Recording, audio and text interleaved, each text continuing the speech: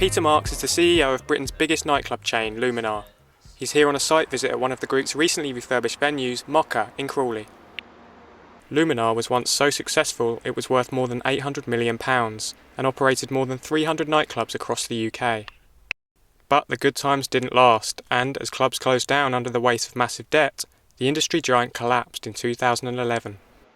A group of investors led by Marks brought the business out of administration a few months later, convinced they could restore the Luminar name to its former glory.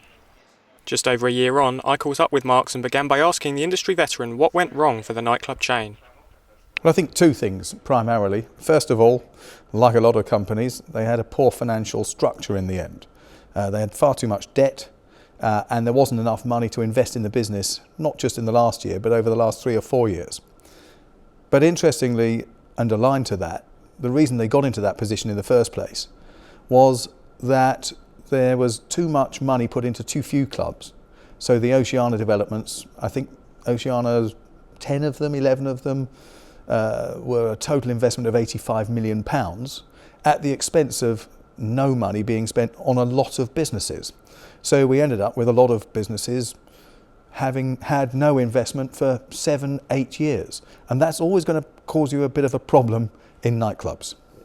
Moka was one of the first Luminar venues to see the injection of this much-needed cash, with almost £500,000 spent on the refurbishment of the dance floor and various bar areas. So onwards and upwards for the business, but that's not to say running nightclubs doesn't still have its difficulties. A recent fatal stabbing at one of Luminar's biggest Oceania nightclubs could force the venue to close. Marks insisted that these incidents of violence have dramatically reduced, but he did admit that the increasing number of people drinking at home before going out has made it harder to operate. Wherever you have large crowds of younger adults, you can have incidents. We've got some of the very best methods, policies and procedures for trying to eradicate as much as you can, but you will never eliminate it. And I think this day and age, perhaps with the different 24-hour news and social media, there's a lot more emphasis on it. But here's a fact. Having spent 31 years in this business, there are less incidents generally today than there were 30 years ago. And there's an old saying that I like to remind people of, and that is, the older you get, the better you used to behave. It was always a bit thus. But what has changed is people drinking at home and coming out. We sell only 2 drinks per person per visit. That's all. But we are the destination. So if someone has had too much to drink, but have only just had too much to drink, so they get in through our door teams and our rigorous checks, and then the drink hits them, we have to deal with that. But it's something we've always had to deal with. And I guess the problem is right now, it's more common because perhaps the recession. So how's business now?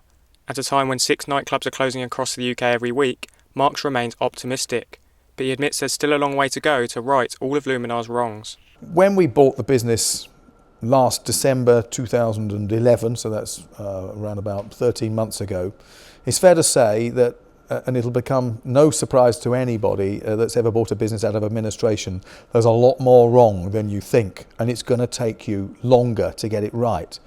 But I've never been more convinced than I am today that we can turn this business around. We have had to fight hard for market share. We've had to refurbish our premises. We've done 9 so far. But we've also had to deal with trying to get leases assigned to the new company, and dealing with other issues that follow an administration.